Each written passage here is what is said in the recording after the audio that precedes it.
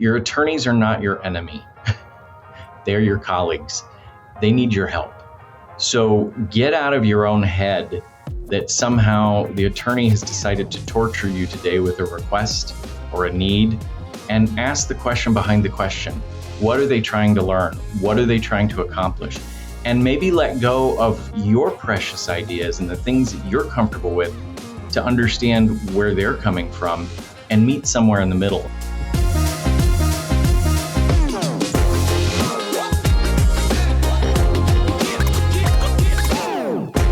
Hello, Roy. It's so good to see you. Thank you for joining me today. Good to see you. Thank you for having me. Of course. So I want you to start with the basics. Tell me who you are. What do you do? I am Roy Sexton. I'm the Director of Marketing at Clark Hill. We are a law firm of about 716 attorneys, 28 offices across the continental United States, as well as Mexico City and Dublin, full-service corporate firm. And I'm also the past international president of the Legal Marketing Association. That sounds tiring. It was. It was and it is, right? I've told all of my friends if I ever volunteer for anything ever again, they have license to come and smack me. There you go. But it was a very fulfilling experience. I shouldn't make light of it, and I grew so much from it. But I do joke it was like being president of a home association from hell. But I am honored to have served the role, and now my last year on the board, I just get to sit there and drink coffee and say, back in my year, we did it this way. So it's fun. So, okay, I want to hear about both, but let's start with where you're at now. What does that mean? To your job Sure. title, what does it mean? What do you do? Yeah, and I've been here at Clark Hill, it'll be 6 years in October. I have been in legal since 2011. And when I started here at Clark Hill, the team looked very different, the brand looked very different, and my task was really to bring cohesion to our brand message. Clark Hill had grown like many firms of its size through combination and acquisition of a lot of smaller regional firms, but the integration process, it just wasn't as holistic as maybe it could have been. So job one for me was working with the team to say, who are we and what is our message? So during the first couple of years, we built the new brand that we launched. It was about a year after the pandemic. The pandemic kind of slowed us down, but also gave us license to pause and get it right, which was good and bad. But also it was building the team. So the team similarly had come together through combinations from a lot of smaller firms. So people who'd been that small firm marketer, but now we're part of a large team serving a large organization. And back then we were regionally deployed. And during the pandemic, we shifted to a functional deployment, which has served us much better, where one person does social media for the entire firm, one person does events for the entire firm versus 6 people doing it all kind of slightly different ways and creating a more incoherent brand experience. So, we've built a very strong team. We've won a couple of awards for what we've done. I've got the best boss in the world and some of the best colleagues. And it's been a great ride, but having worked in small firms before this, it took me a minute. I had 2 therapists going literally the first couple of years because I just was dealing with time zones and team members who were not physically in the same location. And it takes a minute to get your head around that. So when you first get started, like you said, you've got all these moving parts, you're trying to consolidate, but your first objective or your first goal was to identify the firm's voice. Is that right? Correct. Why was that? Were you guys all over the place? What was going on with the voice of Clark Hill? We were, and understandably so. I mean, when we look at attorneys, they rank off the charts where autonomy is concerned. So you had a lot of smaller firms that had their own leadership, and they came together to be part of this larger organization. They all believed in the promise, the market promise, but we hadn't really wrapped the words around that. So it was important for us. We worked with some consultants and our own team to pause and listen.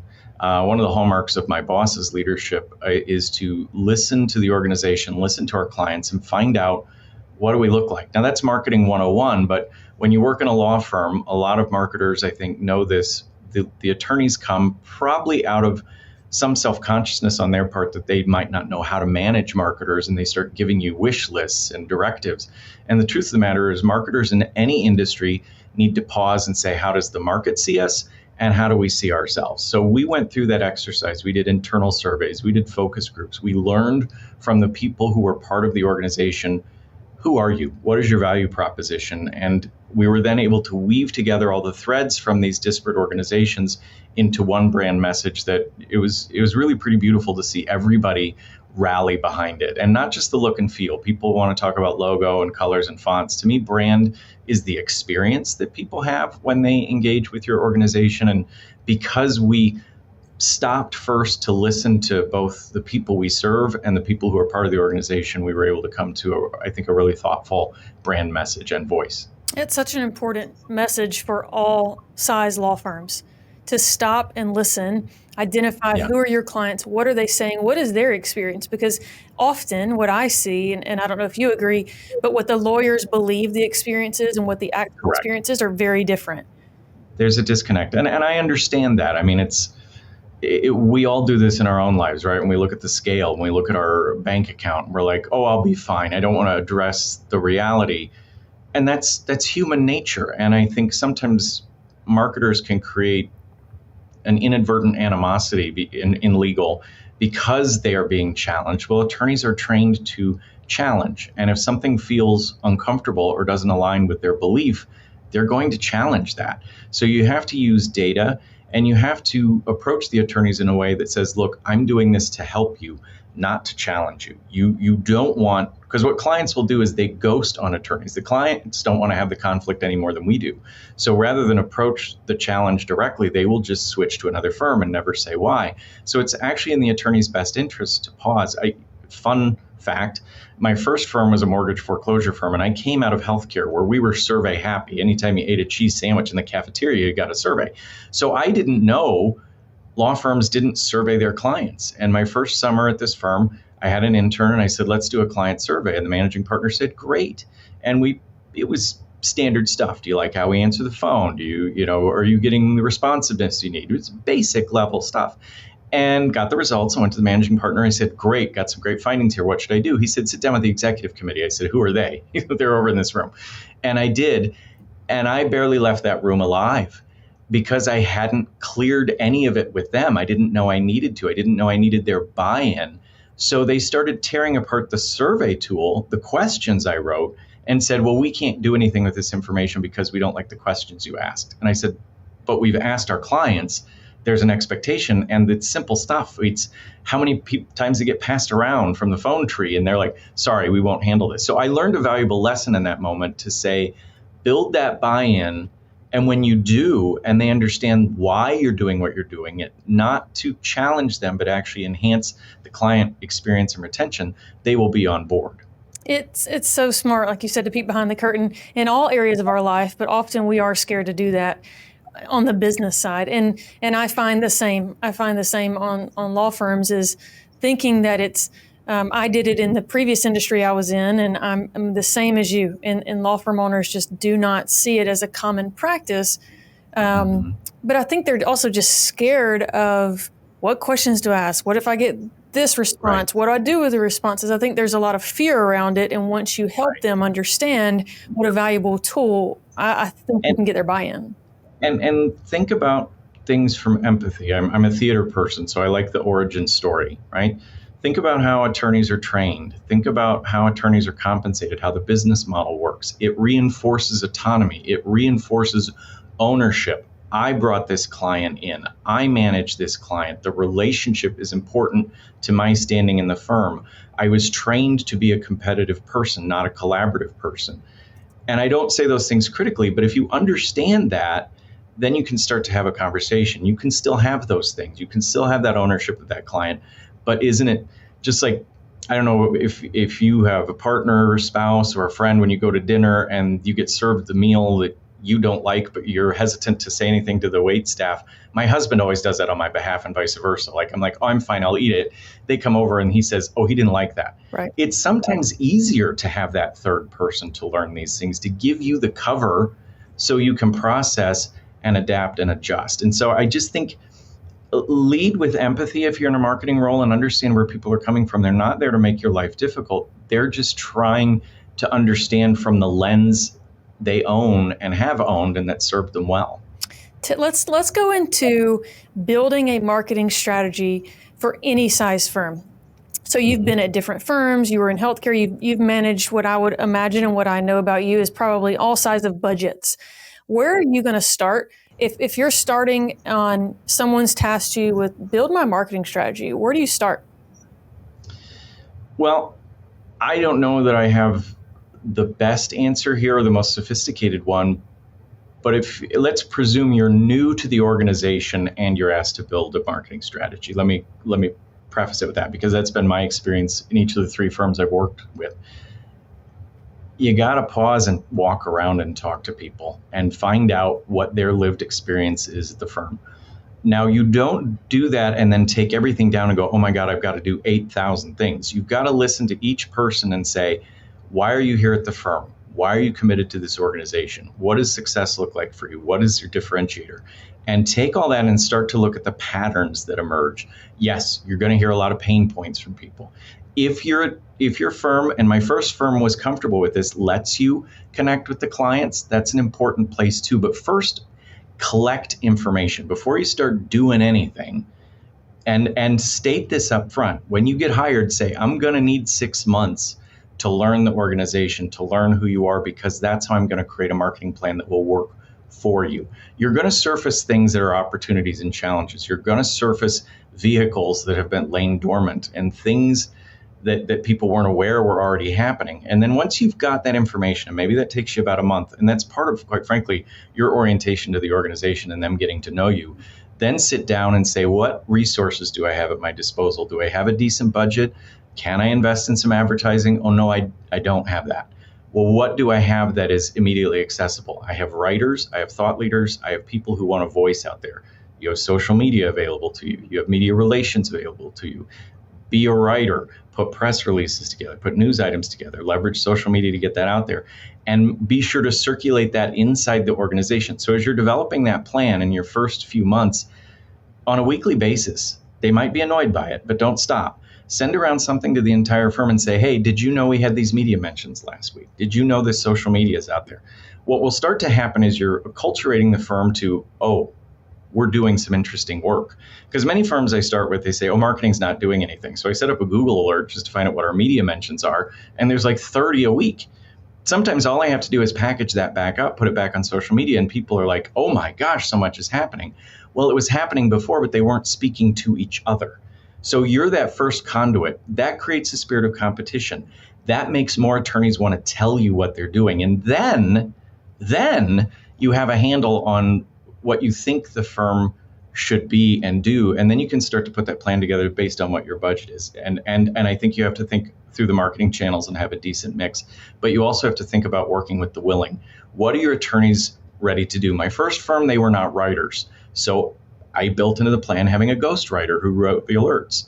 My other firms, they were very possessive of the written word. So I invested in social media channels to make sure that that was distributed properly. But you've got to figure out what your climate is and have enough flexibility. Are you an event-happy organization? Are they people that want to mix and mingle? Great. But don't let them just throw parties to throw parties. Talk about the ROI of it. What are you investing in? And even if you have to do it on your own, pull the spreadsheets from who attended and sit down with the partners who championed it and said, did you have the right people show up? And during that, you'll learn.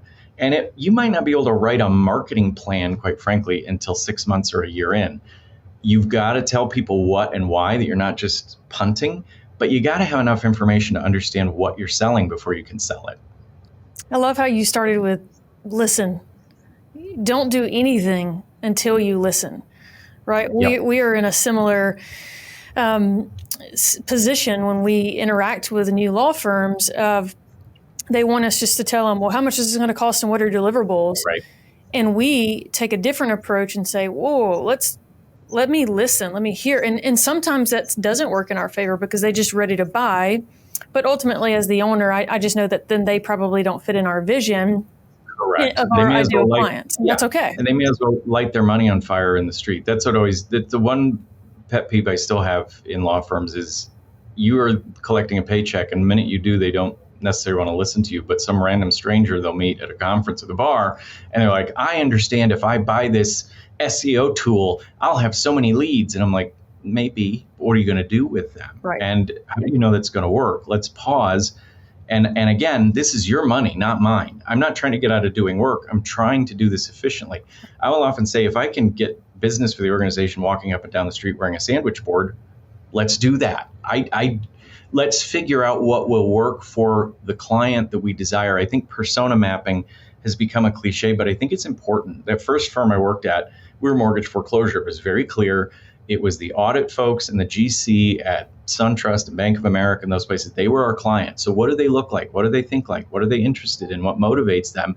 And then marry your efforts to that. I made a lot of mistakes in that first job. For example, they had a brochure that was this huge ledger, 45-page thing that told the history of trot law. Who cares?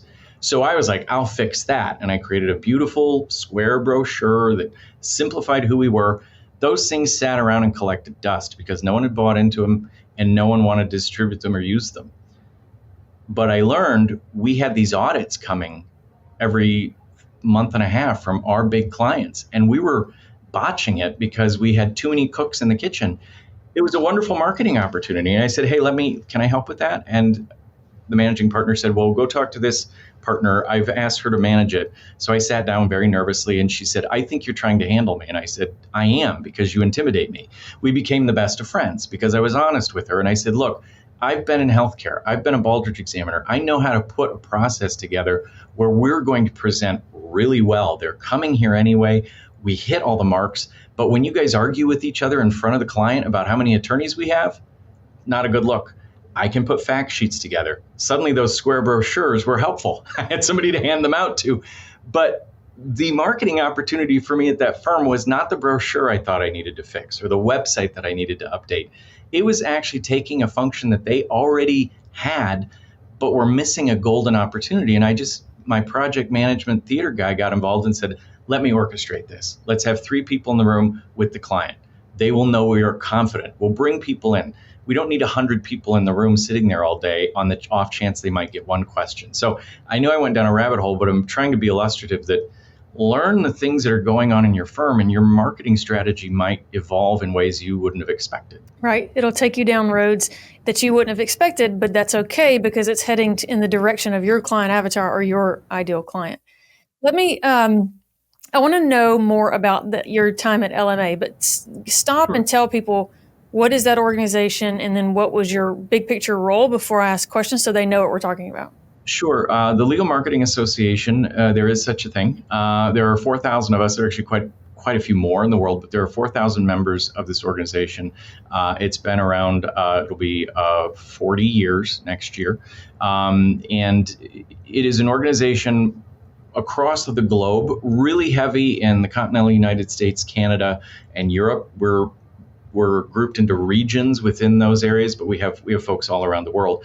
And it really is an organization that serves 3 purposes: educating folks who are in this space, who want tools and tricks on how to do their jobs, career development, and then, quite frankly, commiseration and connection, so that people feel like, if you're that solo marketer and you feel a bit isolated because you have all these attorneys telling you what to do.